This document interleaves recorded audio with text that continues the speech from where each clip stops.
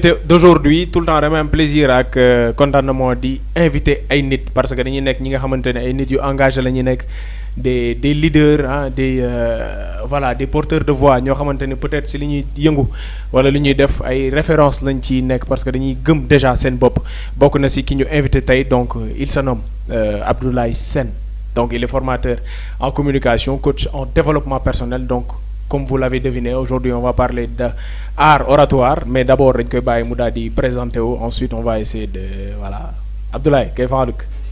salaamaaleykum. waaleykum salaam. ñoo ngi leen di nuyu bu baax yéen ñëpp di leen siyaar. ñu ngi lay fay di leen jox seen yéeguwaay yéen ñëpp. ñu ngi teewlu li nga xamante ne moo nekk première partie bi. am na solo trop trop trop. man maa ngi tudd Abdoulaye Sène maa ngi nekk coach formateur en leadership oratoire. développement personnel. En même temps, je suis entrepreneur social, fondateur du cabinet Elio Conseil Coaching. En même temps, coordinateur général de la plateforme d'action citoyenne pour la transformation et l'équité, Pacte citoyen. Di am mbégte ak contentement di teew ci seen plateau bi tey. Merci beaucoup ñun itam nous avons l'immense plaisir de t'accueillir parce que jot nañu am ay écho mais macha allah ci liggéey beeg engagement bi nga am par rapport à la jeunesse tout dëgg alors merci beaucoup de nous avoir fait plaisir. ak exclusivité bi daal di ñëw suñu plateau. merci. dañ koy daal di tàmbali rek. waaw bismillah. pare nga waaw. alors sama première question dafay nekk alors pourquoi on parle de quand déjà coach en développement personnel coach en communication mais dama bëgg a xam benn mbir pourquoi quand on parle de jeunesse et on parle de leadership forcément on parle de communication. très bien. c'est une question bi nga xamante ne question bu am solo la. muy concerner tout ce qui est jeunesse et leadership. et li nga xamante ne bi nii moom mooy communication. et dès le départ il faut donc se poser d'abord la question de savoir qu'est-ce qu'un leader. et le leadership ce n'est rien d'autre qu'un ensemble de capacités permettant à la personne lui-même de pousser ou bien même d'atteindre un objectif commun avec ñi nga xamante ne bi ni moom ñoom la àndal ñi nga xam ne ñoom ñooy communauté waaye ñi nga xamante ne bi ni ñoom ñooy organisation bi nga xam ne foofu la nekk. d'abord être un leader c'est atteindre des objectifs communs avoir une vision boo xamante ne moom ngay partager ak ñëpp mais ngeen atteindre ko yéen ñëpp. et pour ça il faut impérativement des compétences en communication ce qu'on appelle des soft skills te jàpp naa ne c'est des choses yoo xamante ne bi ni sont intrinsèquement liées. Alors, pourquoi on parle de communication quand on parle de leader? Est-ce que forcément un leader doit savoir communiquer? Très bien. Être un leader, ce n'est pas seulement parler. Pour ñu bare dañuy jàpp ne être un leader, c'est parler ou bien diriger, avoir un benn ndombol tànk. Or que être un leader va au-delà de ça. Parce que dès lors que je puisse me faire là on peut parler donc de leadership et communication. Parce qu'un leader c'est celui qui sait déclarer une vision. Et pour pouvoir déclarer une vision il faut avoir les capacités minimum en relationnel en communication. mu mel ni tey jii itam bokk na ci li nga xamante ni moo gën a freiner jeunesse bi aussi dañuy am peut-être seen ay projets ils veulent être des leaders mais tey jii nii le fait de ne pas savoir exprimer li nga xamante ni moom la ñu bëgg wax seen biir xol wala seen biir xel bokk na ci li nga xamante ne moo leen di tardel. effectivement parce que suñu contextualiser fi nga xam ne moom lañ nekk. muy le département de Pikine. mu nekk zone bi nga xam ne c'est la banlieue. on n'est pas sans savoir qu'on a pas mal de jeunes yoo xam ne ils sont pétris de talent. pétris de potentialité. mais leur problème est que peut-être ils n'ont pas le cadre ou bien ils n'ont pas cette confiance leur pouvant leur permettre ñoom ñu mën a génn exprimer li nga xam ne moom mooy seen idée. wala ñu mettre en œuvre li nga xamante ne bi moom mooy seen potentiel wala seen talent. kon dès lors que loolu rek jàpp nañ ne kon la communication le pouvoir donc de s'exprimer d'extérioriser ses idées de proposer des solutions comme ni ngeen ko defee fii sànq. jàpp naa ne kon lu am solo la. kon c'est un barrage pour autant pour moi pour jeunes yu bare parce qu'ils ne savent pas comment communiquer avec qui communiquer. alors Victor mu mel ni tey jii comme li ñuy faral di wax dañu nekk jamonoy wax donc communication mu nekk li nga xam ne lu am solo suñ société. très important mu mel ni parfois itam nit ñi dañ koy faral di tële donc baax na ci ñuy daal di gis ñi nga xamante ne ñu mel nii la ñu. bu ko defee ñu mën ñoo jàngal ñu mën a développer suñuy idées itam. effectivement parce que xam nga dañu à travers la communication tu peux faire basculer toute une population. à travers la communication. mais c'est que pour être xam nga leader dafa am. xam nga day exemple benn équipe. day am un capitaine. mais day am un leader naturel. boo xamante ne mën na bañ a takk sax le brassard. y a des leaders naturels yoo xamante ne qui ont choisi de s'effacer. di effacer wu. di xaar ku leen seet si ñëw ñu jox la ay conseils wala ñu orienter la teg la sur la bonne voie te bëgguñu ci feeñ. y a des leaders yoo xam ne ils veulent exposer devant la scène pour wane ne man je suis un leader. y a d'autres yi nga xamante ne parfois nit ñi ñoo leen di pousser pour ñu génn parce que xam nga ku joxoñ sa bopp ak comme dañ lay joxoñ bokkul. comprendre nga un vrai leader nag souvent dañ lay joxoñ. ne la yow vous êtes le leader. venez ñu jox la ne la gérer quoi. comprendre nga léegi nag leadership boo ko déggee. leadership xam nga tey un pays pour un développement durable pour moi il faut qu'il y ait une jeunesse boo xamante ne esprit leadership daf leen di animer. parce que jàppal ni jeunesse boobu moom mooy nekk moteur de développement d'un pays. moteur bu ñu amee un esprit leadership quoi comprendre nga. am esprit boo xamante ne aspirer être aux instances des décisions am esprit boo xamante dañuy jéem a aspirer avoir ce qu'on appelle la très bonne qualité éducative comprendre nga. loolu bu leen di animer rek réew moom mën nañu am ci moom yaakaar.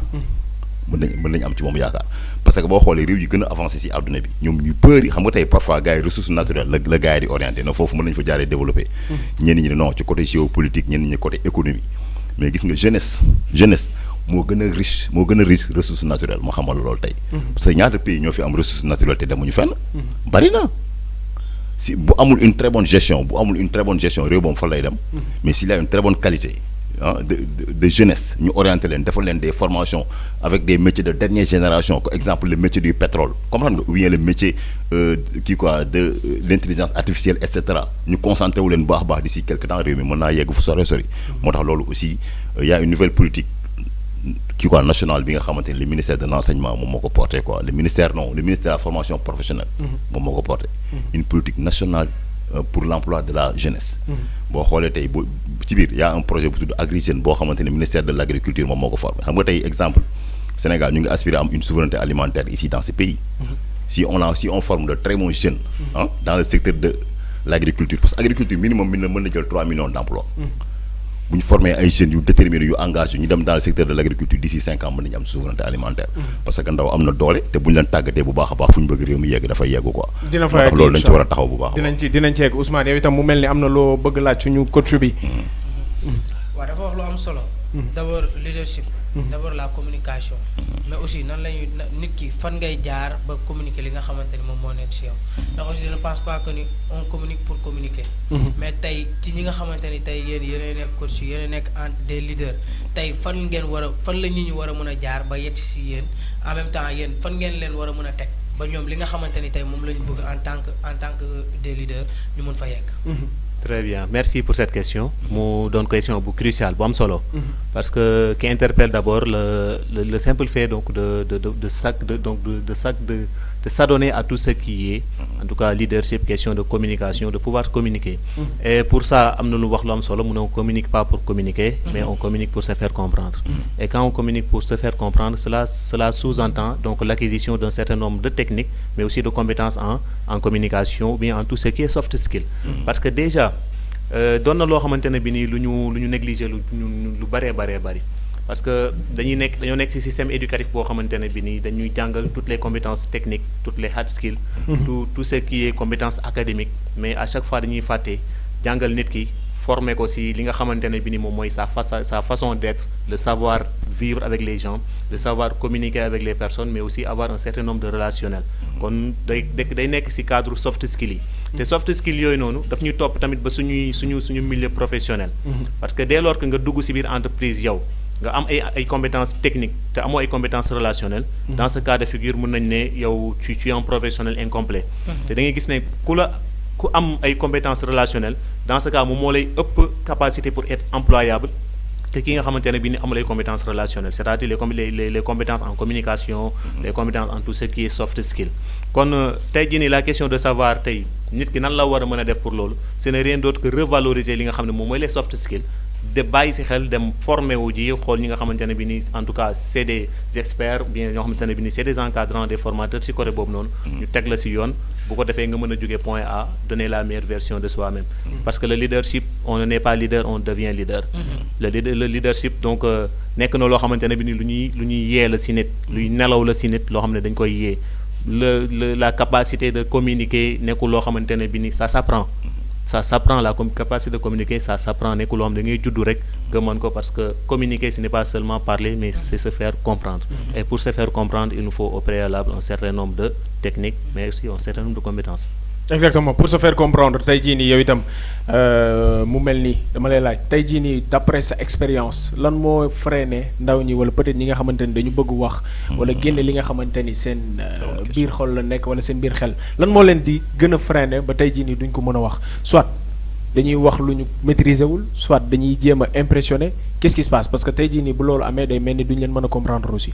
très bien li gën a tax frein lu gën a tax frein bi nga xamante ne am na entre nit ki ak génne li nga xam ne moom moo nekk si moom laal naa ko fii tuuti tax mënuñu kiiwal lépp mais mu ngi mel ni éducation bi parce que on est dans un cadre social boo xamante ne bi ni on a l'habitude de former des gens wala d'éduquer sur le plan tais-toi noppil bul wax et tout te dès lors que xale bi teel nga ko jox orientation yi dépp bu mu nekkee xale te su màggee même bu demee si biir ay moroomam sax dina am benn barrage boo xam ne day dox si digganteem ak confiance en soi day dox si digganteem ak estime bi nga xam ne daf ko war a am si digganteeg boppam te loolu noonu day en tant que coach yow frein boobu yow barrage boobu ngay njëkk a war a génnee si ki nga xamante ne bi ni moom moo nekk lan moo ko war a mën a freiner parce que temps en temps damay dem si ay séances de formation quand je forme des jeunes da ngay gis ne kenn day ñëw si yow ne la premier jour rek mu ne la man kat dama am problème pour communiquer pour def nangam ak nangam mais soo laalee foofu rek en général da ngay gis ne 2 mois 3 mois nit ki muy commencer di donner la meilleure version de soi-même kon en grande partie li nga xamante ne bi ni mooy la façon dont on est formé dont on est forgé dans cette société dafa doon loo xamante ne bi ni itam day am impact bu am solo si li nga xam ne moom moo ñuy dal par rapport ak loolu exprimer suñu leadership valoriser suñuy potentiel valoriser suñuy talent donner la meilleure version de soi-même. D'accord. Alors j'ai une question pour lui quoi Ndiaga xam nga c'est-à-dire que bonne jeunesse nga gën a ciblé xam nga y a des jeunes yi nga xam te ils sont dans le milieu scolaire comme le président du gouvernement scolaire ou bien le président de l'amicale des étudiants ou bien jeunes yi nga xam ne ñoom ñoo jiite association yi wala mouvement yi c'est-à-dire que yéen jeunes ngeen gën a ciblé ak yéen jeunes ñoo leen di gën a solliciter pour avoir un très bon leadership quoi. waaw comme li nga wax parce que ñun on est pratiquement dans le milieu professionnel te quand on dit le milieu professionnel jeunes yi nga xamante ne bi ni entre 15 ba 35 ans am na ñoom ne ay mag lañ dañuy dem ba am ay ndombol tànk dañuy soxla yenn capacité parce que wax naa ko fi léegi d'accord être un leader wala am capacité donc de pouvoir communiquer laajul nga am ndombol tànk kese mais dafa am ay compétences boo xam ne dafa war a jiitu si yow suñu cible principal cible yi nga xam ne moom la ñu am doon nañ ñi nga xam ne c'est les jeunes yi nga xam ne ay c'est à bas âge depuis li nga xamante ne bi ni moom mooy école bi président gouvernement scolaire les étudiants et tout mais aussi il y a les organisations yoo xam ne ñu ngi fi te organisation yooyu noonu lu ñu si mën a wax mooy il faut que ñu bàyyi leen xel bu baax parce que bokk na si cadre yi nga xamante ne bi ni c'est des cadres d'expression te lu ñuy former si ay jeunes sur le plan leadership kenn xamul nu mu toll kon ñi incité waale jeunes yi tamit ñu gën a insérer aussi cadre yooyu parce que bokk na si moyens yu gën a gaaw pour mën la former mais mun laa forger na bi sur le plan soft skill mais c'est-à-dire que défaut ak qualité xam nga lépp loo gis am défaut am qualité c'est-à-dire que envers yi des gens yi nga xam ne public xam nga qui sont exposés devant les populations parfois nga xool ci un leader c'est-à-dire que yow par rapport aux autorités yi nekk Sénégal quoi c'est-à-dire que par rapport ak seen leur leadership quoi yow qualité ngay gis wala défaut ngay gis selon vous ba xam qualité laay gis wala défaut laay gis maanaam ñi ngi gën a suivre quoi ñu nekk aux instances des décisions wala ñi ngi aspirer à devenir quelqu'un aussi dans ce pays yow lan ngay gis qualité ngay gis wala boog défaut ngay gis quoi envers leur leadership quoi leur leadership xam nga loolu suñu fi duggee mën nañoo xóotal bu baax parce que sur le plan typologique il y a des typologies de leadership am ñoom ils sont des leaders charismatiques d'accord et ñoom ni c'est des leaders démocratiques am na ñoom ni c'est des leaders yoo xamante ne bi nii ils sont des leaders comment dirais-je naturel potentiel quoi waaw un leader potentiel mën na nekk leader boobu ne un jeune boobu da nga koy gis nii mu nekk ndaw di doxal di def ay actes nga xam ne kii potentiellement am na lu ko liggéey ci boppam su màggee dina doon dara te il lui faut un processus il lui faut une procédure boo xamante ne bi daf koy topp sur le plan expérience mais su àggee foofu noonu day nekk un leader avéré te am na ñoo xamante ne bi nii c'est des leaders yoo xam ne c'est des leaders dictateurs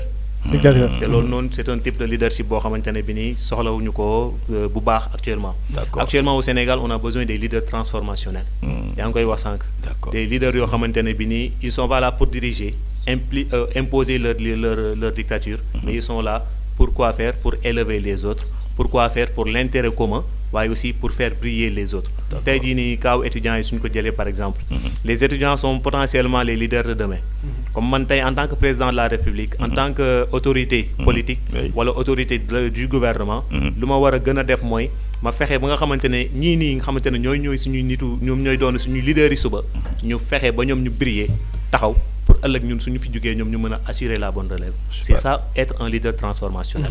D'accord. ak yeneen ak yeneen tamit. ak yeneen ak yeneen. donc mu mel ni tey jii nii lu vaste la. xam naa ne peut-être du fi xaj yëpp mais di nga fi ñëwaat Ousmane yow itam mu mel ni am na leneen loo xamante ni bëgg nga ko laaj Abdoulaye.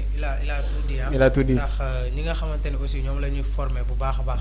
ci lépp loo xamante ni moom moo jëm ci wàllum leadership ndax wax na ko léegi nekk nit ki doo judd rek nekk un leader. da nga koy doxaale. dañ la koy jàngal. ndaxte communication aussi dafa nekk loo xamante ni lu am solo la. ndax souvent on voit des gens yoo xamante ni bëgg nañu communiquer mais xamuñu nan la ñuy communiquer. te aussi le fait que nga def si ay formation le fait que nit ñi jàngale nan la ñuy communiquer tey di nga am les bagages nécessaires yoo xamante ni dana la permettre ba fépp foo nekk ak peu importe situation bi nu mu demee di nga am noo si mën a communiquer ba sa communication kenn du ko ñaawlu wala kenn du la teg foo xamante ni waruñu la faa teg. je pense que lu am solo la wax et je pense que c'est nécessaire pour ñi nga xamante ni aussi ñoom ñoo ñuy seetaan dinañ si am jëriñ bu baax a baax. alors dafa mel ni fii la ñuy tëjee donc bu ma déggee bu baax a baax aussi nekkul coach en développement en communication simplement mais aussi en développement personnel alors. tey jii nii c'est bien beau ñu wax communication mais le développement personnel tey jii bu ñu koy wax dafay mel ni dañuy wax introspection dañuy remise en question et cetera et cetera qu'est-ce qu'on peut entendre par développement personnel et puis lan moo tax mu am importance par rapport ak la communication tey. Très bien merci pour cette question parce que mënuñu wax communication wax leadership sans pourtant parler du développement personnel. su ma juumal tamit jot nañ si laal tuuti mooy la confiance en soi. qui est un pilier aussi incontournable du développement personnel. Et par rapport à la question de savoir qu'est-ce que le développement personnel on peut tout ce qu'on peut retenir c'est un ensemble d'activités proposant une meilleure connaissance de soi. Et la connaissance de soi est d'une importance capitale pour nous wax nga introspection wax nga auto-évaluation. Mais aussi il faut que ñu bàyyiwaat xel si moo tax mu am solo bàyyiwaat xel si la façon de faire une introspection la façon donc de faire une autocritique. parce que ñu bari dañuy toog def nañ erreur wala dara wala peut-être mën nañoo juum wala ñuy toog di regretter di gaañ seen bopp et tout ça ce n'est pas de l'introspection ça c'est de l'autoflagellation yaa ngi gaañ sa bopp te xamoo ko. la meilleure façon de faire une auto-évaluation mooy nga xam li nga xamante ne bi nii moom nga def si lu baax nga fexe koo améliorer li nga xamante ne bi nii moom mooy say erreur nga fexe say jàng ngir ëllëg mu bañ la dal mais ñu bari ñu ngi tey jii nii bloqué wu parce que def nañ benn erreur bu mag ci seen àdduna wala dara mais dañuy dem préférer wu toog ci seen coin bàyyi lépp loo xamante ne bi ni mosoon nañ ko entamer et tout ça ce n'est pas de l'introspection. Et le développement personnel comme ni ma la ko waxee dafa doon loo xamante c'est un ensemble rek boo xamante ne day regrouper ay piliers yu am solo yu bari mën nañ see citer ñett li nga xam ne moom mooy la confiance en soi l'estime de soi et le self-contrôle. te bu si nekk cela peut faire l'objet d'un cours intégral boo xam ne mën nañ si toog yaatal si te xam nga ne temps bi mayuñu ko waaye lu ñu mën a retenir rek par rapport au développement personnel à la communication et au leadership tout se résume si li nga xamante ne bi ni moom mooy la définition du leadership. Un bon leader doit donc nekkul koo xamante ne bi ni day diriger rek taxaw ci kanam parce qu'il se diffère du manager et di nga ki nga xamante ne bi ni moom mooy un chef yooyu yëpp c'est des anatomies yoo xamante ne bi ni dañ koy def analogie du moins déjà mu doon loo xamante ne bi ni koo xamante ne il doit se faire comprendre aux gens li nga xam ne moom mooy sa vision mais aussi mu mën a élever les autres yóbbu leen ci beneen ci l'atteinte d'un objectif commun. Et pour ça il faut savoir bien communiquer et la communication aussi ne se résume pas seulement sur parler mais aussi c'est tout un système moom tamit parce que ce n'est pas seulement l'aspect verbal c'est sur le plan verbal paraverbal non verbal aussi te bu ci nekk itam nit ki war na am taxawaay bi nga xamante ne bi ni moom la ci am et le développement personnel day ñëwaat rajouter wu sur sa capacité donc de pouvoir communiquer parce que pour communiquer d'abord il faut pour se faire comprendre il faut se comprendre soi-même. Effectivement. Il faut se comprendre soi-même et ça nous renvoie directement à la définition du développement personnel tout simplement. Effectivement. Ça nous renvoie à la définition du développement personnel. dañuy daal di tëj mais balaa boobu xanaa di nga nu may rek 2 à 3 techniques yoo xamante ne nga may ko vidéo la Ousmane yoo xam ne mën nañ développer tey suñu compétence suñu communication wala peut-être suñu nga may ñu ko rek baaxee nu ko. c'est ça oui. li nga xamante ne bi ni daal di suñ si tënkuwee ñun ñëpp. mooy en tout cas d'abord balaa ma jàll si loolu sax damay inciter sama moromu jeune yëpp. ñu aller vers la formation ci côté soft skill yooyu noonu.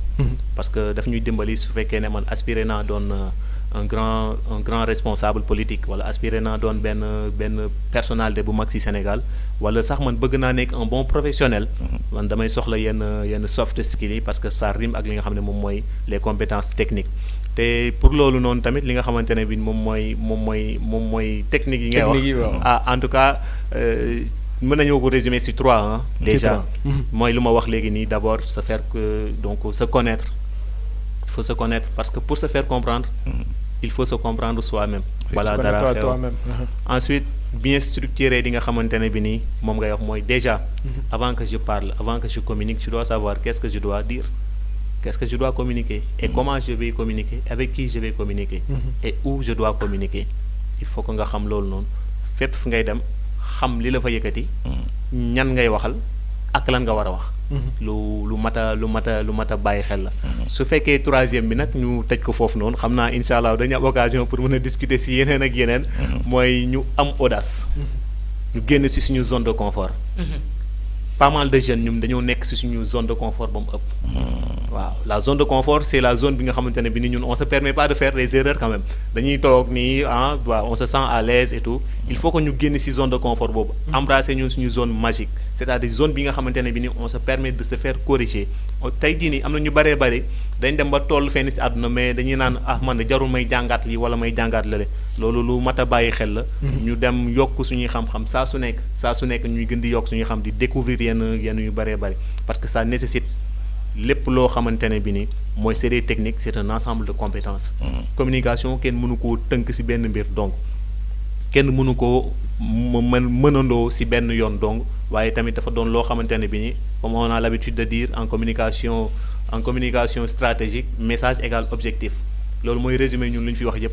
quand ton message est un objectif devient un objectif là il faut aménager tous les efforts toutes les compétences toutes les techniques mu permettre bu la mën a permettre nga mën a atteindre objectif boobu noonu.